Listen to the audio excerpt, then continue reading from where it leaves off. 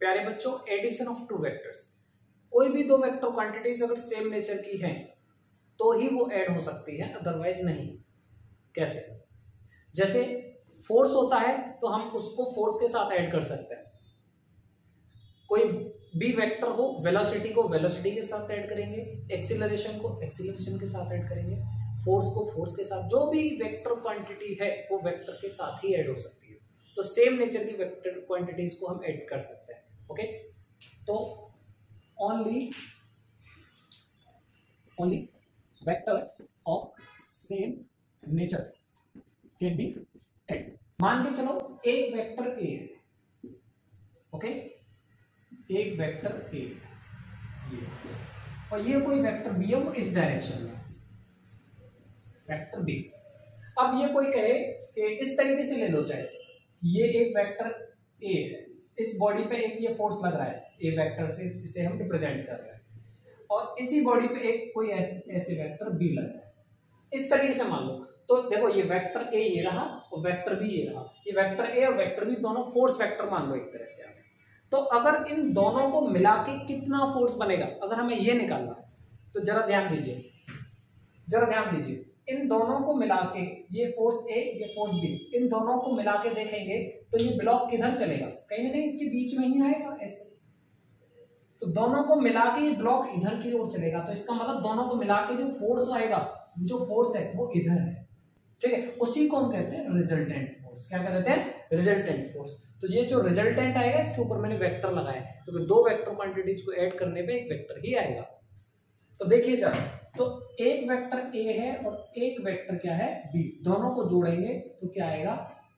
Resultant आ जाएगा। अच्छा, vectors को ऐड करने के, देखिए दो वेक्टर क्वांटिटीज को अगर आप ऐड करना चाहते हैं तो इसके लिए एक लॉ है, एक है ट्रायंगल लॉ, इसके बाद एक दूसरा भी लॉ है जिसको हम कहते थे पैरेललोग्राम लॉ। जरा देखिए, triangle law of vector addition. धीरे धीरे हम चीजों को ज्योमेट्री में ले जा रहे हैं। Triangle law of vector addition, जब दो वेक्टर्स को ऐड कैसे किया जाता है, देखो वेक्टर ए लीजिए, ट्रायंगल लॉ कहता है कि वेक्टर बी को सेम ऑर्डर में लगाएंगे। अब सेम ऑर्डर का मतलब होता है इसके हेड से इसका टेल, मतलब इसको ऐसे शिफ्ट कर दीजिए, इसको इस पे लगा दीजिए, इसका टेल इसका हेड।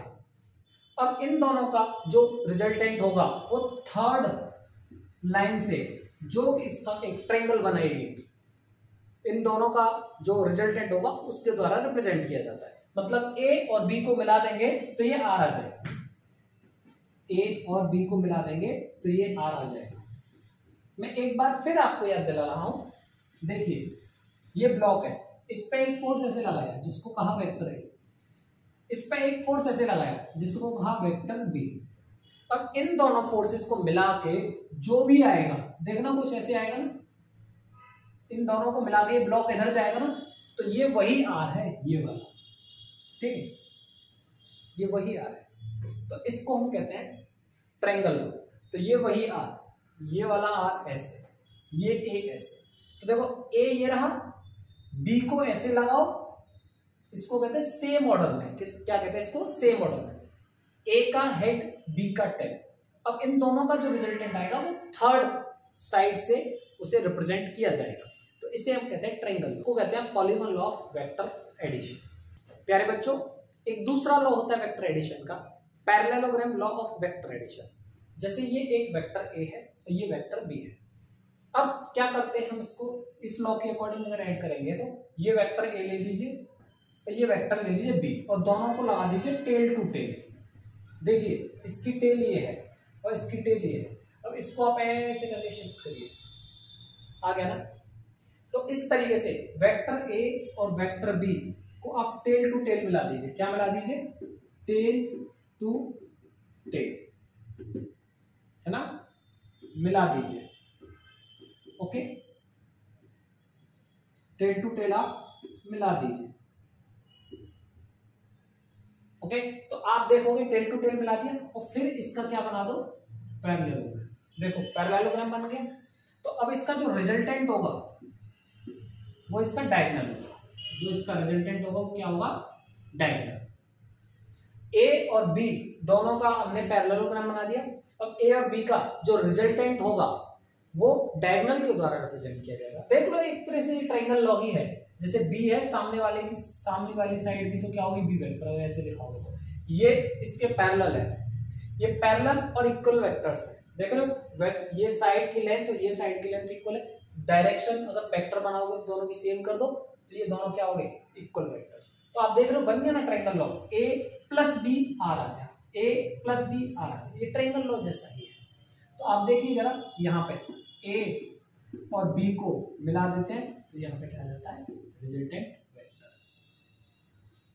ओके, तो इस तरीके से हमने triangle law of vector addition सीखा और parallelogram law of vector addition सीखा। अब ये दो वेक्टर को ऐड करने की बात हो गई थी। अगर हम इसके अलावा तीन या तीन से ज्यादा वेक्टर होते हैं तो उनको कैसे जोड़ेंगे देखते हैं। Polygon law of vector addition, प्यारे बच्चों polygon law of vector addition दो या दो से ज्यादा वेक्टर क्वांटिटीज को ऐड करने के काम आता है।